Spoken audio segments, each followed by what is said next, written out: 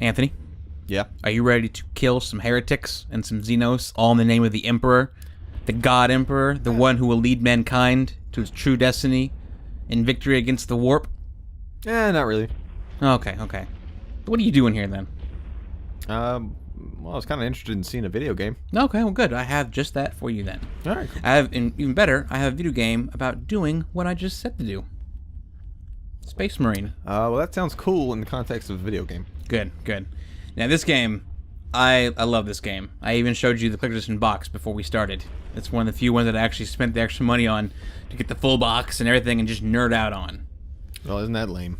I don't think it's lame. It's like you and Metal Gear. This is my Metal Gear, man. I love the Warhammer universe. I'm sorry, I should say the Warhammer 40K universe. There's two of them. Are we actually... I see the red. Are we actually recording right now? Yeah. Oh. Exactly. I didn't know we had already started. Oh, I'm sorry, yeah. I've been nerding out the whole time for you. Okay, well... You want to keep going with that? Yeah. You sure? Sure, why not? Let's just keep going. Okay. Fuck it. Fuck it. We'll do it live. Fuck it. There we go. I mean, I was gonna, start my iPhone timer, but whatever. I got timer over here. Don't worry. Oh, we got a timer. Okay. Anyways, like I said, I think all of that was actually just a clever ruse to get me to stop talking about Warhammer 40K. Oh, was it? Yeah. You think so? Let's go with that. Conspiracy theorist. Let's go with that. All right. I'm not drunk. Yeah, Shut up. Leave me alone. You don't know who I am. Let's go on for the game then, shall we?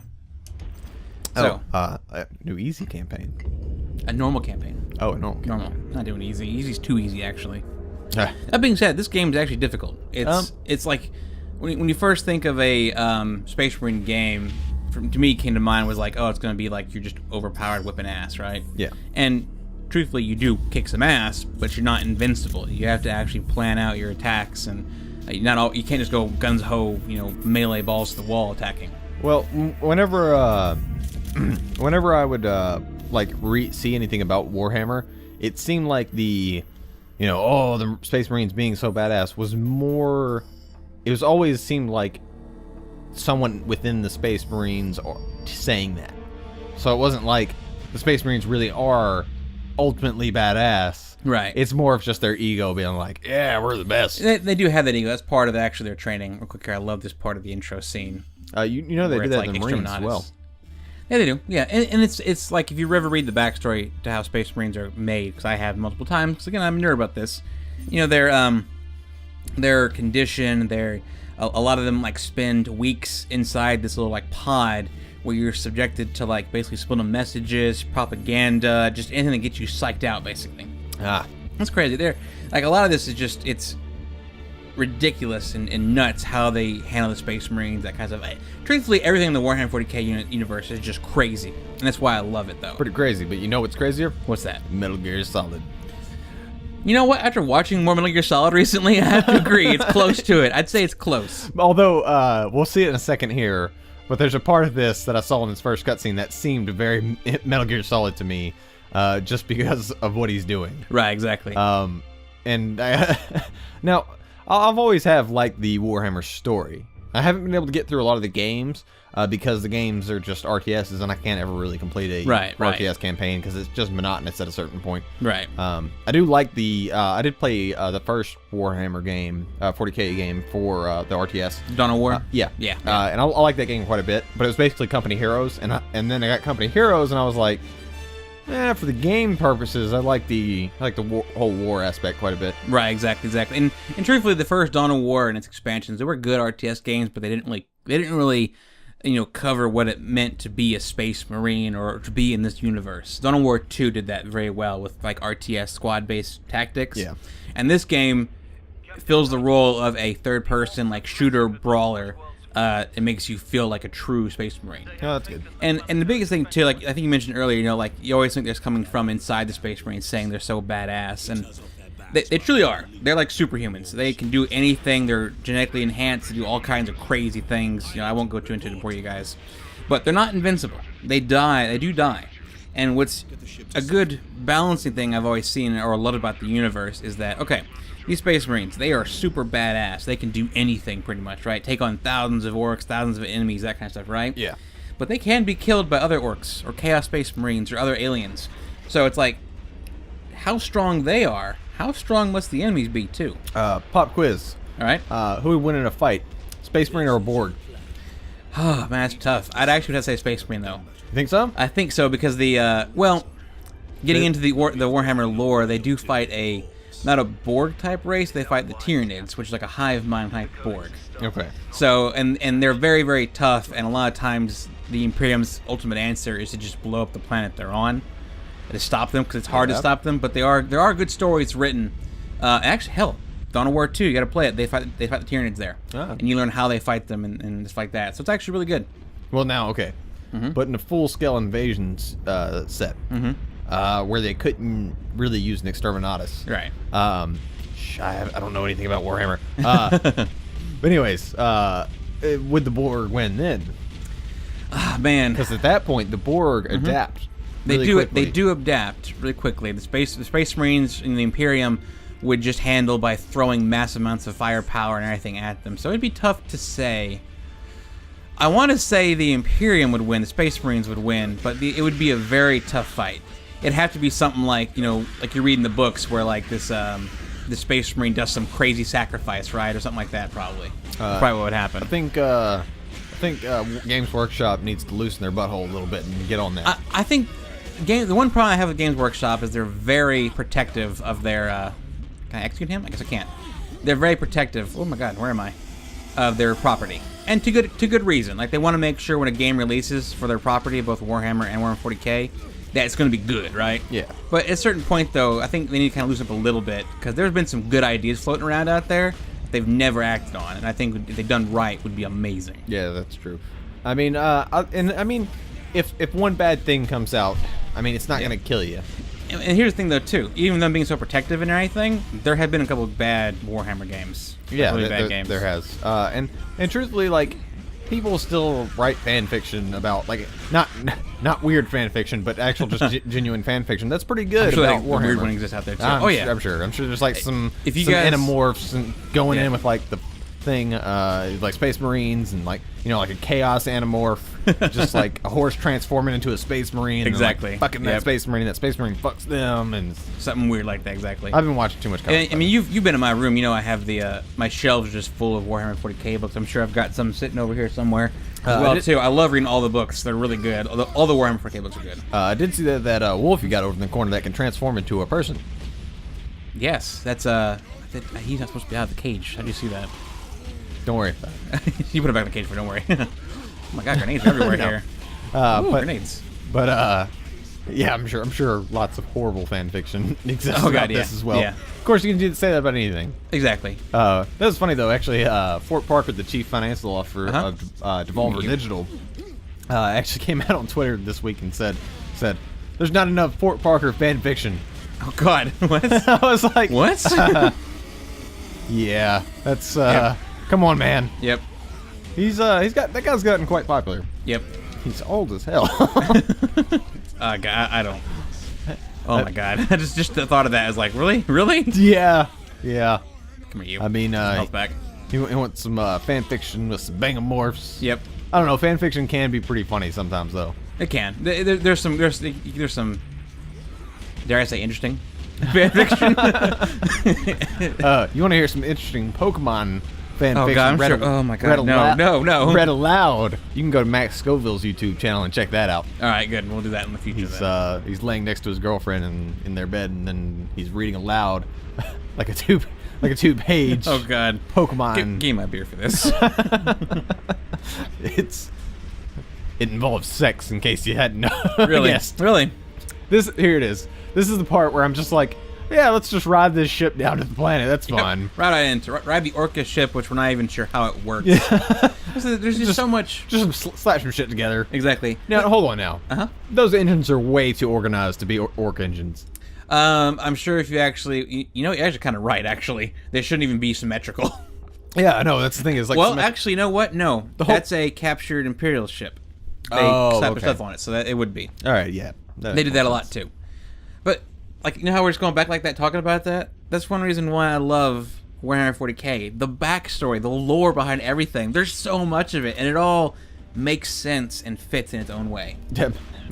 I say makes sense, but it makes sense like Metal Gear Solid makes sense.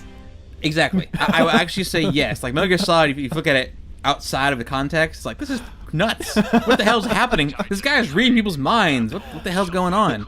So, but when you put it in its universe, right? When you stick it together, it just all comes together so beautifully. It makes sense. It's great. I do really love the Warhammer story. Yeah. Even though like I've been having trouble going through the books. And I've had trouble playing a lot of the games. I still do like the whole world they presented with the orcs, the Tyranid, the Space Marines, the Imperial Guard. Space Marine, yep. That one race they met that was like super advanced. I can't remember what their name was. Probably Tau. No, it wasn't the Tau. It was another human-like race. I think it was humans, there's the basically. Eldar, but they're like elves in space. Yeah, the Eldar's cool, but it was in the first book I read. You mean, would you read the Horus Heresy books, or? Well, okay, I didn't get all the way through it, so let's just put that as a preface. But, right.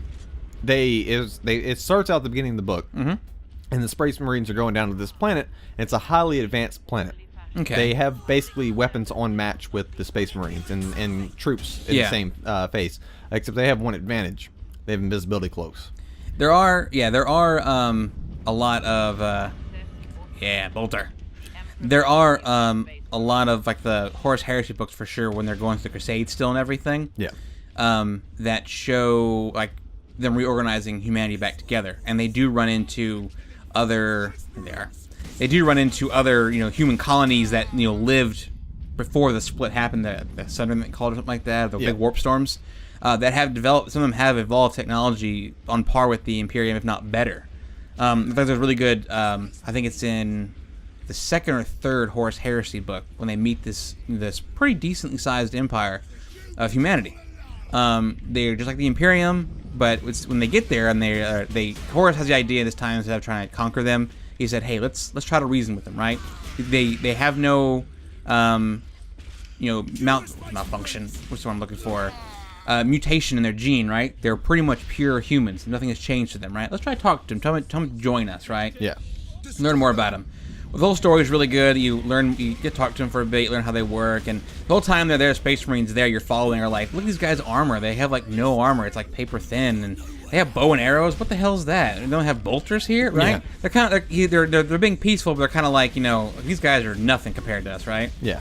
Well, not spoiling the book or anything, it's definitely a good book. Something happens and they end up, having misunderstanding, which sucks because they're about to tell them the secrets to, like, the chaos and that kind of stuff. It figures it happens like that. Yeah. But that's the theme in Warhammer. It's grim dark. But something happened and they start fighting on the planet, and their armor takes 10 bolter shots to break. Jesus. Their arrows they have pierce straight through power armor, no problem. They're like, holy crap, we underestimate these guys big time. And so there's nice things like that where these Space Marines, they're not invincible, not the end-all be-all. There's stronger things out there, but they're like humanity's chosen, basically. The Emperor's chosen children. Yep. Basically. And I think it is a very cool story. Yeah. I still think that, like, I know that technically they have Terra and they have a planet that is very similar to Mars. But Terra is Earth and Mars is still Mars. Is it still Mars? Yeah. Oh. It's the home birthplace of the Mechanum. Ah. So More. Terra would just basically be Earth anyway. Yeah, Terra's just Earth. They just call it Terra. I was hoping that, like, go here, just keep fighting, I guess. Like, if it would be possible to have other humans, like our humans, and somehow breach into that story. Oh, it'd be interesting. Well, the Imperial Guard is basically like me and you, and I love the Imperial Guard over in the Warhammer Fantasy, the medieval types. It just blew up. In the Warhammer Fantasy, the medieval type setting, I love chaos in that setting. It's really cool. In this one right here, I love the Imperium, mankind, standing for the light, the good kind of thing, right? Yeah. Although the Imperium can hardly be said to be good. And it's like the Space Marines, these genetic super soldiers, they're engineered, they're designed and trained to fight these guys, right? Yeah. The Imperium is basically, the Imperial Guard is basically like me and you. They give us a flak jacket, not even body armor, a flak jacket, and a last gun, which is basically just a laser beam. It's not very strong. Oh, nice. And send us off to go fight against these creatures and these corrupted people. No, I mean, some of the things I've seen, they do a pretty good job at some points. They do. There's good stories and things like that with the Imperial Guard. I love the Imperial Guard novels they have. Gaunt's Ghosts are excellent books. I love those. I would recommend reading those. But it's good too, and it kind of also goes into the whole grim dark setting of Warhammer, where like even if you're in the Imperial Guard, you don't have a lot of chance to survive. And if you do somehow survive against like chaos or corrupted space marines, that kind of stuff, there's no guarantee that when you're done and you go to the Imperial and the officials come back and say, wow, this whole division of the Imperial Guard troops held off this chaos space marine invasion. They'll go, can't really trust them. They could have had chaos help. Go ahead and kill them to be safe. So like they kind of cut back a little bit in the lore, but that's kind of what they used to do, and it's like you have no hope. Basically, this universe has no hope. Where at what point did the Eldar like kind of get into the position they are in now, where they're kind of pushed back into the warp? That actually happened. Getting into the story of things, Eldar used to be the dominant force in the galaxy, basically in the universe. Yeah. And they got so ahead of themselves, so full of themselves, so bent on being the strongest person out. Like they were creating worlds and killing off planets in a thought, that kind of stuff, right? Yeah. And basically they got so full of themselves, they started to become self-absorbed, and their negative energy, because they're so strong psychics, attracted all these like demons and creatures in the warp. Yeah. And the warp collected together and exploded, which created the Eye of Terror, which caused the warp storms to happen in space. And that basically killed off or corrupted a bunch of the Eldar right then. So it happened then. I'd say it was probably a couple thousand years after that humanity had to go back into space, or the Emperor came and started affecting humanity again. See, I would like to see a resurgence of Eldar, because I like for some reason I like the idea of elves in space. Yeah. Well, they're a dying race no matter what. Is it? Hello, Imperial Guard. They're a dying race basically. They live on craft worlds and things like that. Yes, they're basically worship us. But basically, it's. I don't think we'll ever see them come back. They live on craft worlds. They are dying off slowly. They know they're dying off. The ones that are left are the ones that knew they were falling into this self-absorbing culture and left on these craft worlds to go do their own thing. They do have Dark Eldar, which are the Eldar that didn't get killed when the Chaos was born. And the only way they keep themselves shielded is by taking the souls of other people, other living things. Yeah. And using those to basically shield themselves from the Chaos Gods. All right. Yeah. That's pretty cool. Yeah. I don't know. I mean, I just love the whole story. That's the thing. It's like I know I don't play a lot of the games, read a lot of the books. It's just the story is so cool. Right. Exactly. I mean, although I know it's a grim, dark universe and something bad can happen at the end, but I want to see that moment when one of the races just fucking whoops ass to the point of, like they did in the Crusade. Like at that point, humans came out into space and we just really kicked everything's ass. Yeah, and back when the Emperor was alive and the Primarchs were still around. Yeah, exactly. Like I want to see something like that happen again. I think that'd be cool. There are still crusades going on. Like the Gaunt Ghost series is happening during what's called the Sabbath World Crusades. And it's another crusade going on led by the Imperial Guard, and some Space Marine chapters are helping them out too, going through recapturing this section of human space again, basically. Yeah. So it's still around. It's just not as big as it was before. Yeah, but like nowadays it seems like everybody's just kind of depressed. Like even the Tyranid, the fucking Eldar, and all these people are just kind of like, we've done enough fighting. It's a grim, dark universe. We're gonna keep fighting, but we're just kind of like. Well, I don't know if they're depressed. I think it's depressing us looking into their lives. But like, if you ask these Space Marines if they're depressed, no, I'm fighting for the Emperor. I get to serve the Emperor. The Imperial Guard, for the most part, in the books, are like, God, I have to keep fighting. This like that. But they're fighting to live on, kind of thing, right? Yeah. So I don't know if they're depressed. It's more of. That grim dark thing is more for the reader and more of the there's no hope kind of thing to it, where you have a good chainsaw. Finally, you'll have no. Even if you do good, chances are you are going to fail in the end. Yeah. And this game follows straight to that letter too. I won't spoil anything for you, but it does end just like you expect a Warhammer game to end, having on a bad note. Not like gameplay wise, but like the story has the story go. Oop, I'm trying to stun him. The story you learn more about the story and your character and what's going on. And you don't know what's happening to your character exactly. And in the end, one of your guys contacts, let's say, authority, and you get not blamed but questioned for how you did things. And so it's like, man, and it ends to you're just like, what, really? I did good. It's like, nope, that's Warhammer for you. Everything sucks. Yep. But I mean, like, I get that. It's a grimdark universe. Yeah. Some bad stuff always happens. But I still want that, just like There's cool stories like backstories, like not they're not, I don't say stories, they're not part of the lore, but like they're like theories, right, as to what the Imperium. My control's like way off there. What the Imperium is like doing, right, and what the Emperor is doing. Yeah. And or what different people are doing. Like there's the idea that the Emperor eventually will truly die, and when he dies, though, he'll be free of his body to recoalesce back into someone else, and he'll rise again to lead humanity again. Interesting enough, there's also cool stories in the Horus Heresy books, where the Primarch of the what's it called, Alpha Legion, the number one Legion, right? And they're all sworn to secrecy, and he learns from like it's recommended or suggests that he learns from an alien race that if humanity fights against Horus, they'll win, right? If he wins, Horus will die, and humanity will become what it is now, an Imperium, and we'll be fighting for millions of years, basically, and the universe will never have peace. If Horus wins, chaos will take over the entire galaxy. But probably within 100 years, because how chaos works and how they're always trying to fight each other, they'll die to infighting. And then at that point, another race can take the galaxy and truly actually get rid of the chaos.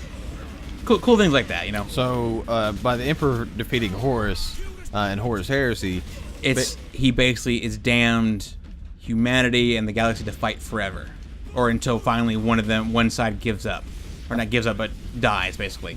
I feel like they could research this whole series to the point of being super exciting if either they were to, one, make the orcs reveal their position as smarter as everybody perceives. Well, they kind of already are, but go ahead. Well, I know they are, but it, like, obviously their ship works. Right, even exactly. looking like that. Right. So they know what they're doing to some degree. Yeah. Someone's back there ticking cogwheels Yeah. and making things work. Yeah.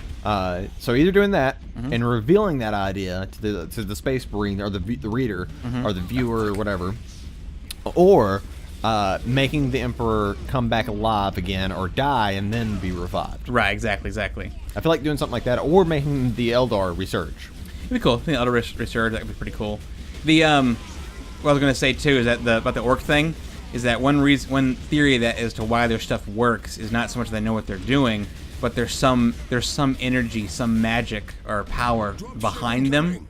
Like there's like stories behind how the orcs were created and that kind of stuff, to believe that some powerful beings actually created them to be the quote unquote perfect organism in their mind. Sorry, I popped the mic there. And so their technology technically shouldn't work, but it works because they think it works. So like, you know, when they paint right through a spindle there, when they paint their vehicles red and you ask them why they paint it red, because red ones go faster. Yeah. And when they actually test it, the red one does go faster because the orcs believe it goes faster. Yeah. Weird things like that. Again, this is why I love the universe. There's just so much backstory to everything. It's a very weird backstory, but yeah, there is. It is. It's all weird, but again, it just kind of like fits in its own way. All right. But we've been talking enough about Warhammer. I know. I can go on forever. I have something I wanted to ask you about and talk about a little bit here. Okay. Which is a little rumor that came out, which was talking about Bethesda at this year's E3 renting out a Sony or Microsoft sized stage this year for E3. Heard about that. And everybody was asking, like, well, why would they do that? Oh, because Fallout 4. That's the only reason why, isn't it? I mean, is it? I don't know. It's. I heard that too, and that's what everyone said immediately. But you're like, maybe not. Is it just from us wanting it to be Fallout 4? Yeah. What if they're releasing a new IP? Or if they're just announcing more stuff about all their games, saying, "Hey, this is when this game, and this game are going to be released." Cool. Yeah, exactly. But God, I want it to be Fallout 4 so bad. I know. I kind of do too. It would be cool seeing their IP, or even maybe I would really like them to do something where like the whole first hour or 2 hours of their show, they're talking about just backstory and thoughts and things they've learned from Fallout and Skyrim and that kind of stuff, and Elder Scrolls. and talk to the different like art teams, show them what their new technologies they're using, that kind of stuff, right? God, man, just think. And then at the very end, just have a quick little teaser trailer for Fallout 4 and end it. Walk away. I just want them to just show like all their other games, like completely. Just show off all their other games, and then at the very end of the conference, like the last minute, Todd Howard walks out on stage and just says, Fallout 4, and then walks off stage. People would just flip this shit out. They would be like, it exists! Yeah, exactly. But think about a Fallout 4 on the same engine that Skyrim's using. They're pretty good. That'd be awesome. That would be pretty goddamn cool. That'd be cool. Maybe you upgrade beyond that even better. Well, I mean, yeah, see, that's the thing. Like, yeah. If you look at Oblivion was cool. They improved their technology quite a bit. And then they moved on. That's right at the time, like shortly after that, they acquired the Fallout IP. Yeah. So they made Fallout 3. They used the same engine, a lot of the same mechanics, except they added in like the discovery system where it shows you what you discovered and things like that. Then come to Skyrim, they kept a lot of that stuff they improved on in Fallout into the Elder Scrolls series. Excuse me. Yeah. Then come Fallout 4 time, it is only logical that they would improve the same mechanics even more so, as well as just the graphics, period. And then it's just going to be a really good-looking Fallout. And think of all the gibbing. Gibbing is key to Fallout. Yeah. And think how good it'll look on the Skyrim engine with cloth, dynamic cloth, and a really big-ass place, and cool graphics. I know. And all kinds of things. It's going to be great. Yeah. Where do you think they would set this one at? Would it be back over in the New California area or in the Washington D.C. area? Or something totally different? For Fallout 3, they said they didn't want the dry barren wasteland because it was too hard to make that interesting from an art style. Right.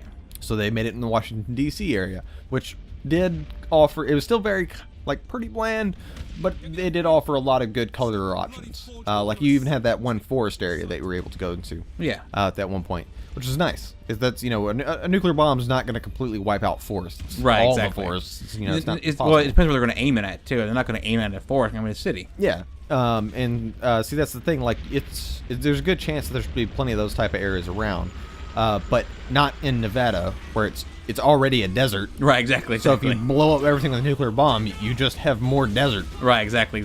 Like, so they did New Vegas. I think that's why they let them do New Vegas, is so people could explore that area. Yeah. I think that they're probably going to pick somewhere else that it could possibly be even more lush and green, and give more chances for artistic variety. Yeah, I think that'd be cool. I think a good place would probably be Africa, because then you have jungles, desert. I don't think they'll ever leave the States, though. They'll never leave the States, because that's kind of the quirkiness of it, where you're in old. You're like in what the 70s pictured the 2000s to be. Okay, well let's see. And I think an area to be would be like up towards the north, like maybe in I'm not gonna say Minnesota, but like maybe North Dakota and stuff, like more foresty area. What's a good place where you could have lots of artistic variants? Because if you pick North Dakota, you're gonna get a lot of like forest and like some snow. Right. If you pick like just Nevada or like you could pick other places in California. Right. But you're gonna get a lot of desert. Yeah. If you pick Washington D.C., it's still gonna look like a lot of dirt. True. So like there's got to be a place in America that I'm sure there is. Like, you know how Skyrim was, right? Like, Yeah. there's got to be a place in this. I mean, there's a place in the States like that. This is showing off my ignorance of not knowing all the freaking states and what they look like everywhere. well, we're Americans, we're dumb. Right, exactly. Yep, But like, there's got to be a place to do that, and that's one thing that people still complained about in Fallout 3 and New Vegas was that it's even so with the new environment, it still did look pretty bland overall. Yeah. It kind of had the Gears of War thing going on. Yeah. And Skyrim solved a lot of those problems. Because even Oblivion looked that way. It was nothing but forests. And Right. people got tired of that. They were like, look, there's only so much forest I can look at before I just hate myself. Yeah. And so with Skyrim, they improved by adding snowy areas, more forested areas, like some weird like swamp ground type areas. Yeah. That weird geyser place that they had that was like... I remember that, yeah. Yeah, it was just all kinds of these different places that you could go. And that's cool. They need to do the same thing with Fallout. But where could they do that? Right, exactly.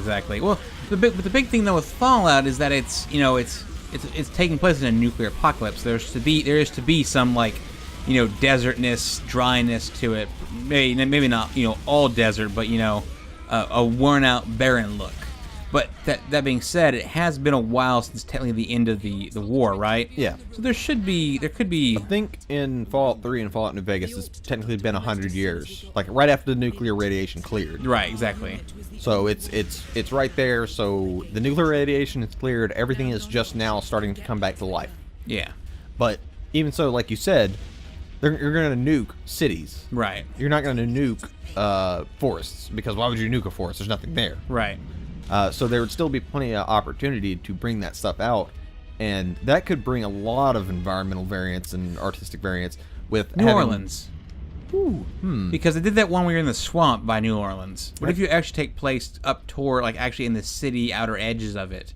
Or just take place more in that area, get the swampiness. In Louisiana, period. Yeah, Louisiana, period. That would be good, because then you have the swampy area, you have foresty areas, you have, you could even have some drier areas, too, because where the nukes hit and stuff. Right, exactly. Rubble, the cities. Ruins. Think about New Orleans. Have a flood in New Orleans. Because the thing's broken now. That'd be awesome. Yeah, and then also you have some parts where, like, maybe someone built on some more New Orleans out of the rubble to create New Orleans. Yeah, and, that could work. New Orleans. New Orleans. New Bourbon Street. You know, Yeah. you have, you can still go there in the Fallout universe, and there's Bourbon Street, and everybody's just fucking partying and having a good time. Yeah. 'Cause that's the way they do, and, you got lots of, like, the French and Cajun accents and things like that. That could be a good place. Yeah, that could be pretty good, actually. I was just thinking, like, when they went through that DLC, it was actually really nice. I could picture them having an actual full game set in Louisiana. Yeah, that could be very The interesting. potential there. We're just printing money for you guys. Come on. Come on, man, make it. I think so. Did you hear about that with the next GTA they're kind of thinking about? I have not know. This is kind of older news, but they're actually thinking about basing the new GTA in kind of a fictional Portland, Oregon. That could be good. And the thing is Portland, Oregon, weed's legal, so that's a thing. And there's just a lot of different people that all come to Portland. Yeah. There's criminals, there's business people, there's web designers, developers, all kinds of crazy stuff's going on in Portland, and nobody ever really thinks about it. Right. Until they mentioned it for the Grand Theft Auto thing. It's like, that could be an interesting environment to play Grand Theft Auto in, because it's not just the same old Vice City, San Andreas, or Liberty City. And so it could be pretty cool. That could be good, actually. Though I think my favorite was still the Vice City, because I like the whole, like, drugs, 80s. Was it 80s and 70s? 80s. 80s kind of vibe of that. I think more of that would be cool, but... I would like to see one more, at least, of the Vice City thing. Yeah. Like, I would like to see them just revisit that with the new engine and all that stuff, and just kind of go to town on it. Yeah. Because, I mean, come on, think of Tommy Vercetti in full HD, like high-res modeled, and Exactly. running around like Scarface. There's 80s music everywhere. Yeah, that'd be good. It'd be really good. Although I think they do have some problems with that, because music, what you call them? Licensing. Yeah, music licensing is a lot more tight now. Yeah. And especially with they've realized they've been losing money off of things like that, so they were like, no, we can't do that. And so they're like, all these cool 80s songs, nobody can really use anymore. I mean, they say that, but I bought a bunch of those 80s songs because of that game. So I mean, that's true. But a lot of people went out and pirated a lot of those songs. That's true. They're like, cool. Yeah, that's very true. They just pirated it and everything. So you're right. How are we doing on time? Oh, we're on like 35 minutes in, so we're good. All right, We've got plenty of time here. All good. Yep. Did you hear? Have you seen any? He's stuck. All right, take my message for him. Have you seen any of the Order 1886 videos? Yes, I have. And you heard about the whole controversy that's 5 hours long? Yeah. Now I've heard it too. At first I thought it was been debunked. People were saying no, it's actually a bit longer than that. But then I started hearing things that no, it's longer. Yes, if you start doing collectibles, which collectibles don't count as content, guys. Come on. Yeah. But then I actually had people on Twitter that I trust their opinion. They actually got the game, played it, and they said, yeah, it's about 5, 6, 7 hours long, depending on how fast you want to go through certain areas. Yeah. And a lot of it's cutscenes too.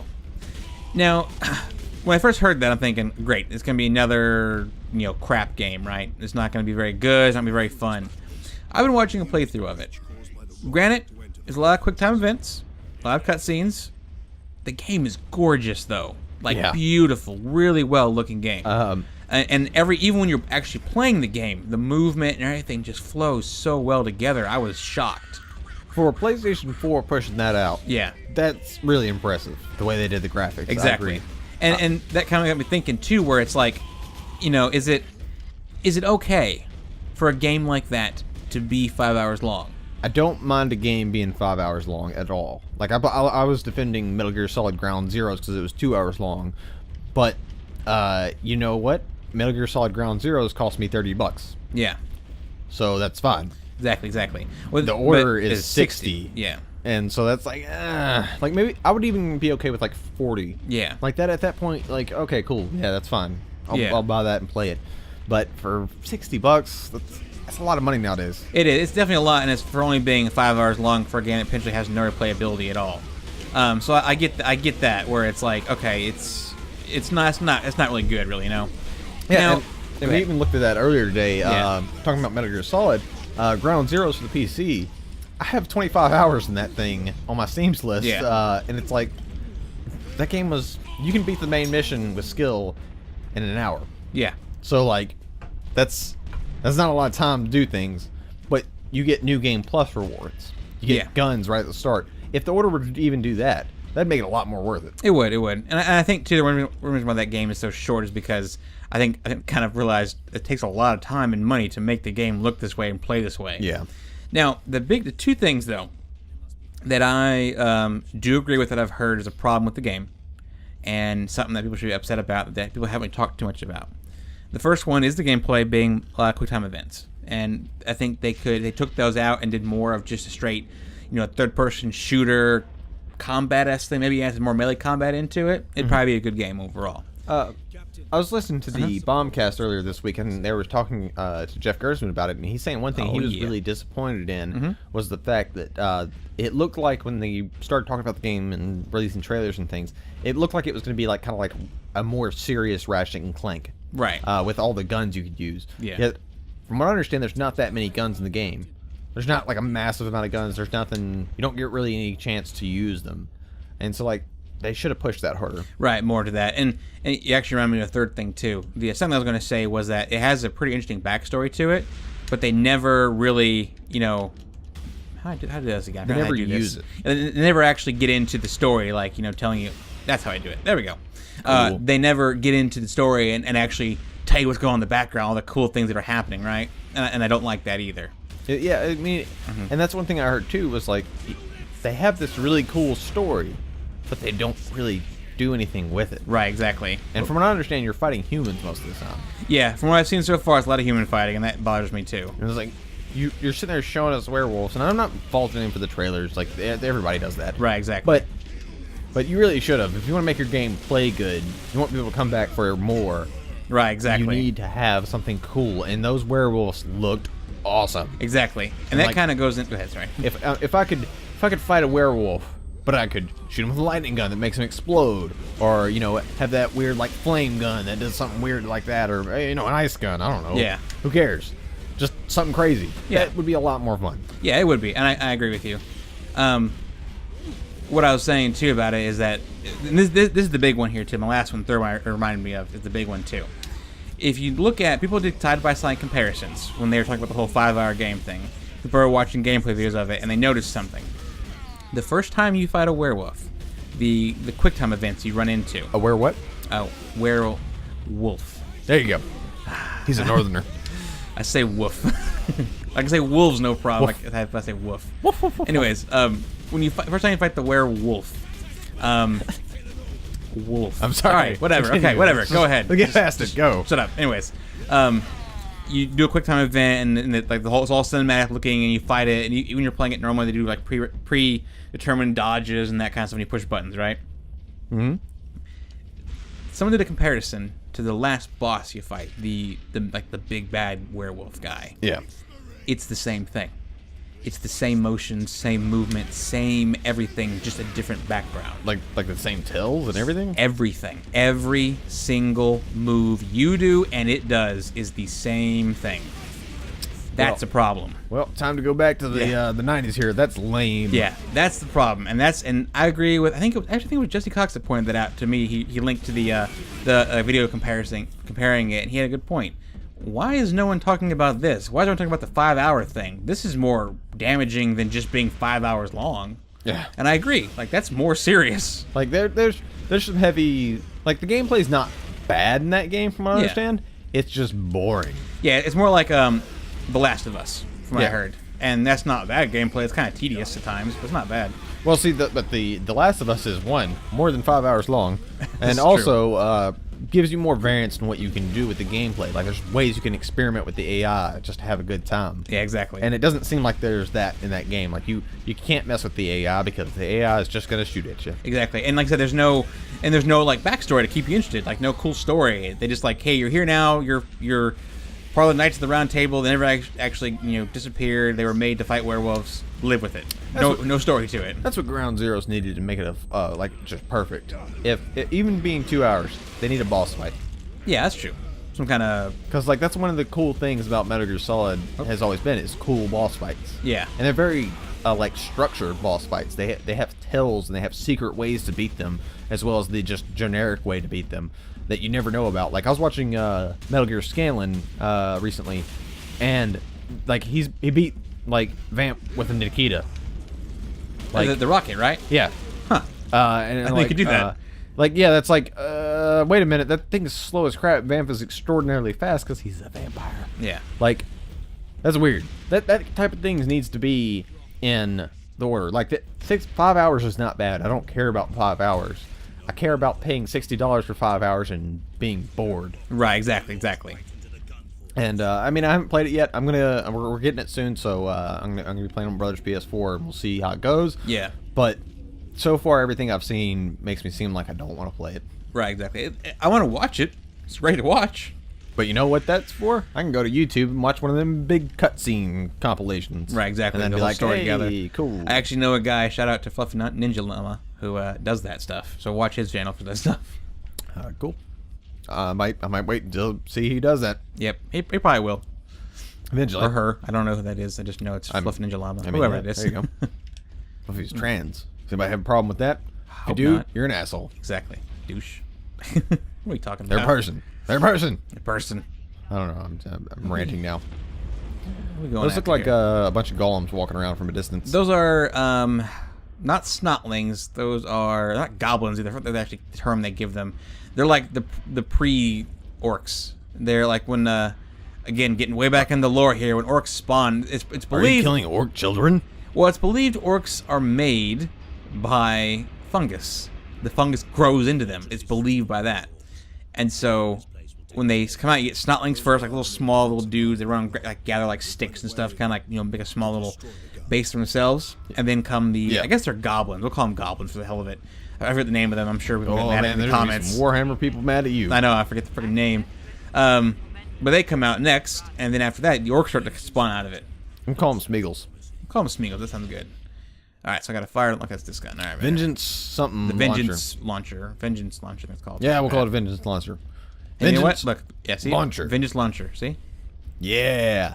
Get some vengeance on those launchers. Well, when that slid down, I was just like, wow, is that really just there for like nothing? Just to poke it and see what happens. Yeah, it just slides down.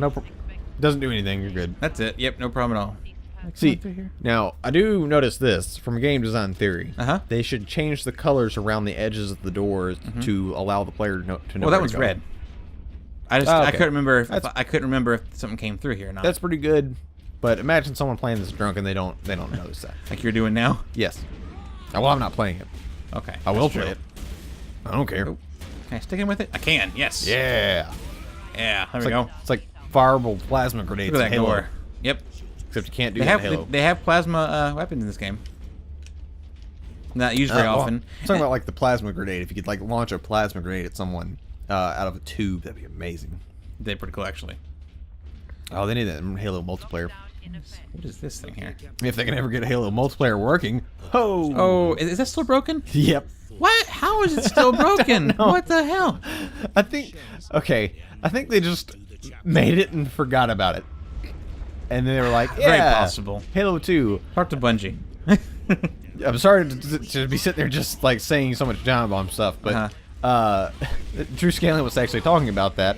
He played Halo 2 in the Master Chief Collection co-op, right? Yeah. But there was nothing on the menu to signify that they had another controller connected or was there at all, or they were even playing a co-op game. What? That was already in the game to begin with. How do you fuck that I know. up? What do you? Oh my god, really? What are you doing? Pretty much. Just fix it. I know. It's like, come on, seriously. Like, I can understand. You know, it was kind of that's a big endeavor. It has all the games in one, right? Yeah. So I get it. It's a big endeavor. I'll give you that benefit of the doubt. It's a lot of work, right? It's been long enough now. Just get it working. Fix it. Hey, is Assassin's Creed working? I don't know. I don't know. I don't know anymore. Okay.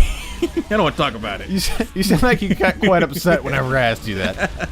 Well, I remember watching a video.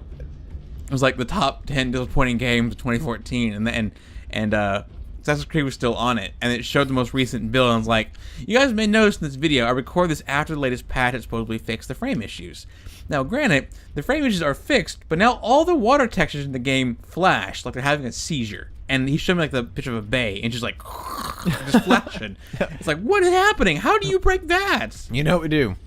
Next week, I had a game I wanted to play, but next week, we do Assassin's Creed Unity, regardless of how it works. Oh my god, I could probably get to play decent. It'll probably look like shit, but I can get to play at least. We'll just play it for 15 minutes. If it just fucks up, and then we'll cut over to we'll another do game. We can even pick up where my save I left off. Well, I'm not even that far in the game. I think I'm like, I'm after I escaped the prison. Yeah. So I mean, yeah, we'll do that. Let's do that. Let's just give it a go. Screw it. Let's see what happens. And if it's bad, that's your fault, Ubisoft. Come on, how long's it been? Wow, that game came out in 2014, didn't it? Mid 2014. Mid 2014, really? I think, didn't it? Hold on. You keep playing. I'm gonna look it up on my phone. This is the elevator song. Not singing. I'm sorry. We're both bad at singing. I did just take that from Jessica Cox. So Everybody knows that. To stop me. Oh wow, you're gonna infringe on copyright too. Well, I'm actually giving him a free shout out, but whatever. Okay, I'm back. Well, you gave him a free shout out after the fact, but you still stole before. People know who he is. That I'm sure more people know who he is than they know who we are. Oh, that's depressing. Yeah, not really. We're just doing this for fun. That's what it's always for. Wow. That's what you do this stuff for.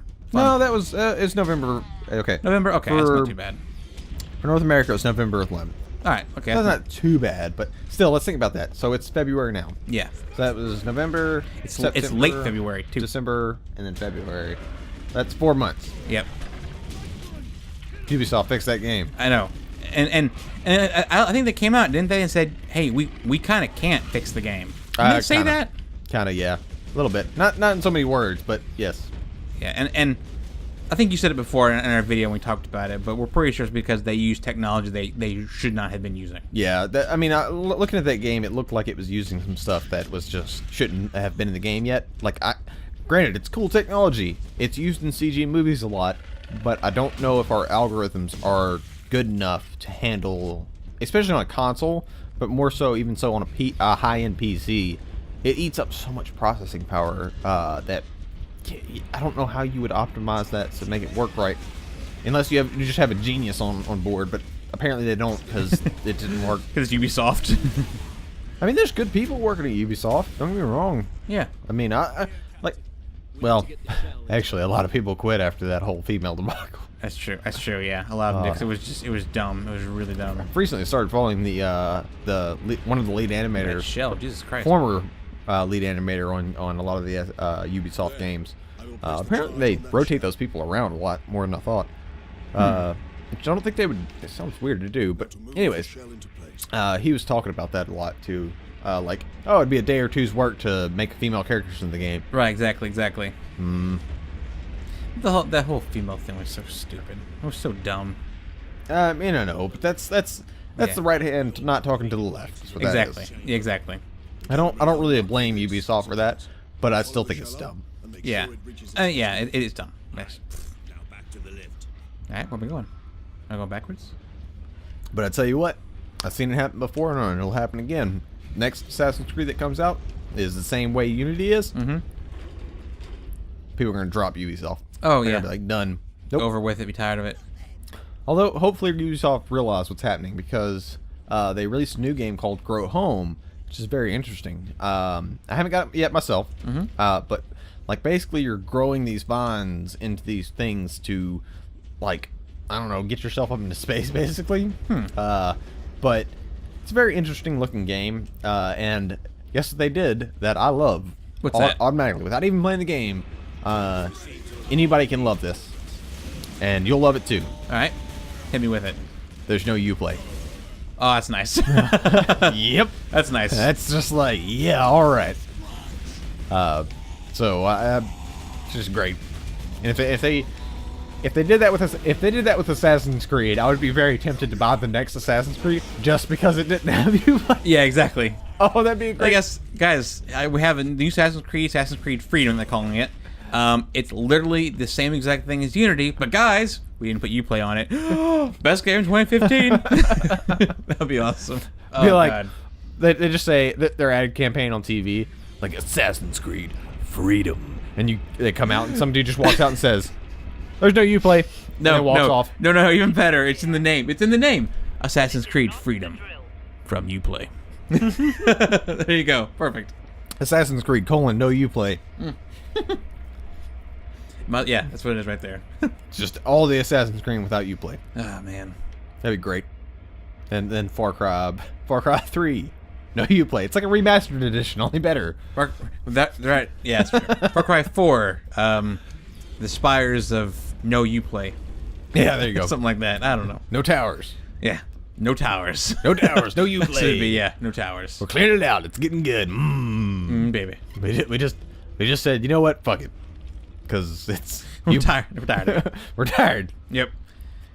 The fucking CEO of Ubisoft is just like, Yeah. I'm old and tired. Fuck this. I think Ubisoft kind of got into too much in a rift, where like they kept kind of making like, well, why change it? This game strategy works. Why change it? Yeah. And people are kind of are wise to them. I would hope they would change it, and they know to change it. I feel like they should know. Well, like, okay. Like, for a while they were kind of trying to pretend like they were EA, because EA was making a bunch of money. Yeah. Except Ubisoft didn't have the IPs that EA has. So when they did that, everybody just fucking immediately hated them. Yeah. They were like, fuck these people. We don't care. None of your games are worth playing anyways. Yep. Like maybe one or two.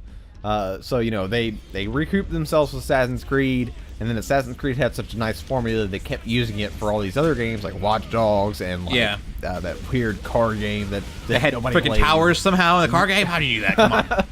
Come on. And you know, I mean, people liked it at first, but then it just kind of wore thin after a while. Yeah. And they kept going with it. And then Uplay after EA did the Origin thing, and it was just like, no, nobody wants that. Right. Exactly. Like, that's just an extra thing to log into, and like your Uplay points don't even really give you anything you care about. Right. Exactly. Like, cool. I do like that I got the Terminator pistol in Far Cry 4. That's Right. nice. Don't get me wrong. It's nice. It's Yeah. good. I like it. But guess what? I'm not going to buy more Uplay points to buy anything else in that game, because screw you. Right. I'm not Exactly. gonna pay for dumb crap. And you can say, oh, well, you can play through the game just fine without all these things. Yeah, but it makes it less fun. Exactly. Exactly. All the fun stuff is there, basically. I know what you mean. Exactly. Yeah. Here we go. Oh, that's weird. Loading in somewhere. It's a weird way to show you all I don't items. even know why I don't remember playing this. I can't remember where I was supposed to go here. Oh, No. there it is. I'm looking for another lift, it said. We're talking about other things. Who cares? Yeah, there it is, right that way. It's this is Metal Gear Space Marine. Yeah, pretty much. That being said, though, this game overall is very good. The multiplayer actually was very successful. I don't know if people are still playing it. People enjoyed it, though. So, and it, like little things like that are nice. It's a good game overall. You know, I just thought about. What's that? Okay, got an Imperial Guardsman. All right. Coming down on a planet. Got one of those big crazy Titan dudes or whatever. The thing that they showed at the beginning that they can't lose. Titan, a Warlord class Titan. Warlord class Titan, right? Yep. Space Marine Squadron's gone rogue. You're a single lone Imperial Guardsman sent in, no weapons, secure on site. You have to sneak in, infiltrate the enemy base, and take down that Warlord class Titan. That actually could work. They do have groups in the Imperium that are assassin groups. Like, I could picture that game working if you played as I forget the name of the community, the group, but it's assassin basically, an Imperium assassin, right? I could see that working there. You be an assassin because the assassinatorium, they call it, something like that for the name, some Latin name, does have a poison on record they keep secret from the Space Marines that is designed to kill Space Marines. Fuck stop. That'd be fucking awesome. Yep. Get on at Games Workshop. Do it. I will play the fuck out of that game. But I have even better. I have an even better option though. What I think would fit better is you play as an Inquisitor of the heretic. Ordos Heretica, I think it's called something like that, for fighting heretics. And because they are like, what's a good example I could think of? They're given like big freedom, right? Like they are given an arsenal, the backing, like Spectres from Mass Effect. They're given. I haven't played Mass Effect, so good analogy. That's what I got off my head. What game is he? All right, picture Metal Gear Solid, right? Yeah. Picture Snake. You play as they're basically Snake, right? All right, you're hitting on my level now. All right, cool. They're basically Snake, right? But you have authority backing from all the governments or all the powers in place, right? You're allowed to do this. You are above the law. Your job is to keep the peace, or in this case, get rid of heretics at all means by all means necessary, basically. Yep. So you go to this planet who's been taken over by a Space Marine squad who appear to have gone rogue, right? I think I've gun out here. And so you're there. You have all these cool tools, like the Inquisition. Inquisitors get all the cool tools. Like the different special homing bullets they can't make anymore. They have these special explosives, like the size of a quarter, but they do. They can like destroy through the thickest space armor and hull armor in no problem, right? Nice. Just cool things like that. All the cool toys that the Inquisition gets. Spy gadgets. Yep. Kind of like spy gadgets, but they get all kinds of cool things. All right, well that's cool. Yeah. But what if Hideo Kojima made it? I mean, truthfully, I wouldn't have a problem with it as long as he sticks to the story, the Warhammer story, which he does some good jobs and stuff. So. I mean, look at Castlevania and Silent Hill. Yeah, so I think we do it. I just blew myself apart somehow. Well, good job. Yeah. But think about, okay, so Hideo Kojima gets contracted to make a new Warhammer game that's just like Metal Gear Solid, except you're an Inquisitor that goes and takes down a rogue Space Marine. And then just one, a rogue group of them. Yes, a rogue group of Space Marines. Yeah. But the main person you're fighting is that Warlord class Titan. Because it's a Metal Gear, basically. Yeah. That.